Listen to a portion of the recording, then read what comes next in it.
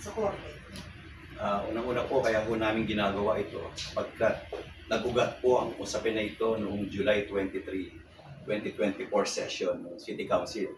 Nagkaroon po sila ng session na hindi ipinapaalam sa aming grupo dito, kaya po kinukonsidera namin itong secret session. At sa ilalim po ng aming internal rules, dapat kapag nagkakaroon ng session, dapat lahat ng miyembro ng City Council inaabisuhan.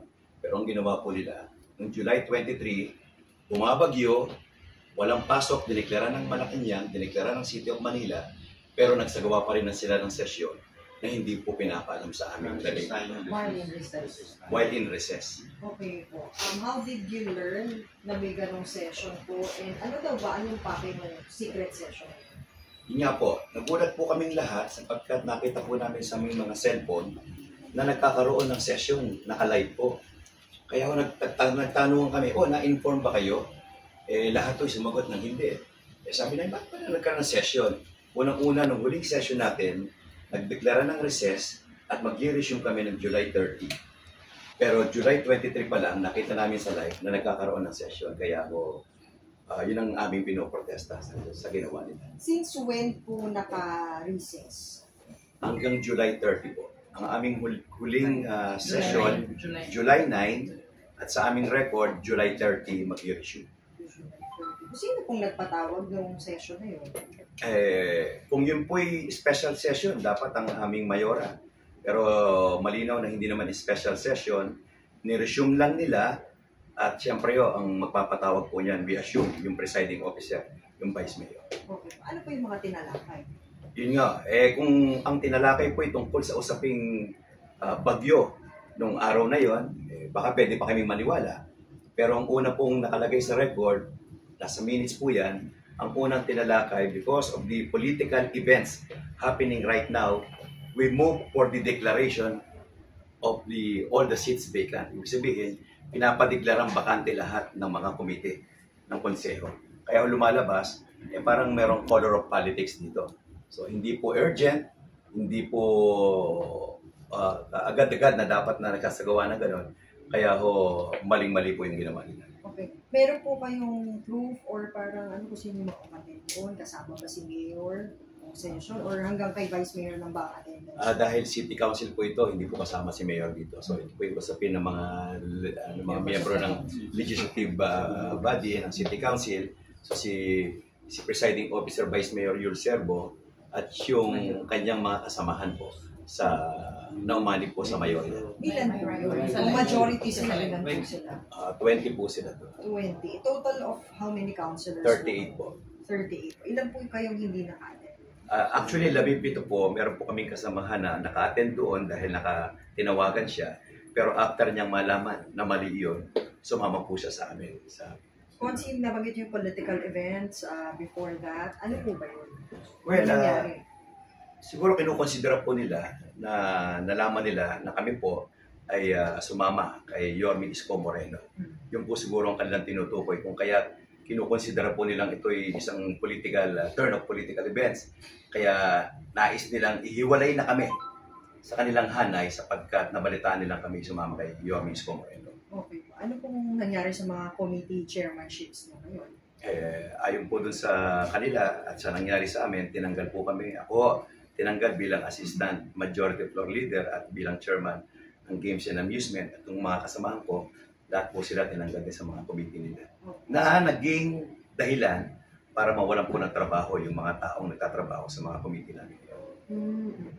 Nabanggit yung assistant majority floor leader kayo. Hindi ba parang imperative na dapat alam nyo rin kung may session o wala? Oo nga po. Pero yung assistant majority floor leader ako. Ni text, ni tawag, wala. Pero sila, may tawagan sila. Talagang kitang-kita ko na they are in bad faith sa sinagawa nilang yon. At yung unang-unang topic, they move for the reorganization. At tingin ko, hindi natin kailangan ng lawyer para basahin yung naganap na yun. May mga isang buwan na rin po kasi since nangyari yung secret session, no? Did you try to ask the concerned mga councilors? Actually, tuwing session po, yun po nagiging topic namin, paikot-ikot. Kaya kami inakusahang parang sirang plaka na. Redundant na. Paulit-ulit namin kine-question sapagkat lahat po ng proceedings, lahat ng session, na mangyayari ay magiging questionable sapagkat bilang minority sa ngayon, dapat po kami lahat naaabisuhan sa mga magaganap na mga committee hearings at lahat ng referral na yun dapat po sa amin. At kailangan magkaroon ng representasyon yung tunay na dominant minority. Sorry, so sir, formally, minority block na po kayo na? Yes, technically, legally, dapat kami po. Kasi under our internal rules, ang eleksyon at pagpili ng mga minority officers ay manggagaling lamang sa mga miyembro ng minority. Kami lang ho at kami lang ho dapat mamili. Clarify ko lang po, basta lahat po ng councilor dito ngayon, wala pong klarong committee chairmanships kayo. Wala po. So, councilor lang po kayo. Councilor lang po. Even yung minority leadership, hindi pa klaro. Wala po. They're just They assuming. considered us all as independent daw. Ang minority floor leader. Who's the minority? Ang minority floor leader ay yung pong kapatid ng ating mayorya. At the same time, siya rin po yung chair. Kapatid ni Vice Mayor. Mayor, kapatid ni Mayor po. At the same time, siya rin po ang chairman ng Committee on Appropriation. And reason. Okay. So, may mga critical na committees po yan. Dapat po kapag siguro lahat ng legislative body, hindi lang sa Pilipinas, kapag ikaw ang na-assign na chairman ng Committee on Appropriation, it should come from the majority group, hindi sa minority. So parang awkward. Ikaw ang minority, ikaw ang chairman ng appropriation. Parang hindi yata tama. Nandito po ba yung dating chairman ng budget?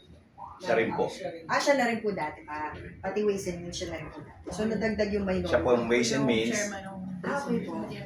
Tinanggal po sa kanya, ibinigay din po dun sa So, aming ang minority nabigay floor. po kay Consi Lacuna ay yung minority leadership at saka yung sa Chairman Ways and ng Means. Pero appropriation. the appropriations dati pa po nasa kanya. Siya rin po. Okay po. Ano po ang ating magiging parang recourse for this to resolve this legality or question natin? Kaya po kami nagsasama-sama ngayon sapagkat wala na po kami matakbuhan dito. Hindi na po kami pinakikinggan sa loob ng konseho at they are always using the numbers. Kasi sila raw ang mas maraming numero, kaya parang we are helpless. Kaya tingin namin the proper forum would be the regular courts para maresolbuhan na once and for all yung aming hinaing na kung totoo bang tama at merong basihan yung kanilang ginawang secret session nila. Okay po. Paano po? Ano po yung kasong ipafile natin? Ano yung gusto nating maging tugon ng korte? Ano po yung gusto nating sagutin ng korte? Gusto po sana namin na agaran magkaroon ng TRO o Temporary Restraining Order na sabihan na itigil muna ang sinasagawang sesyon until such time na maresolba kung tama ba o mali yung ginawa nilang session na yon.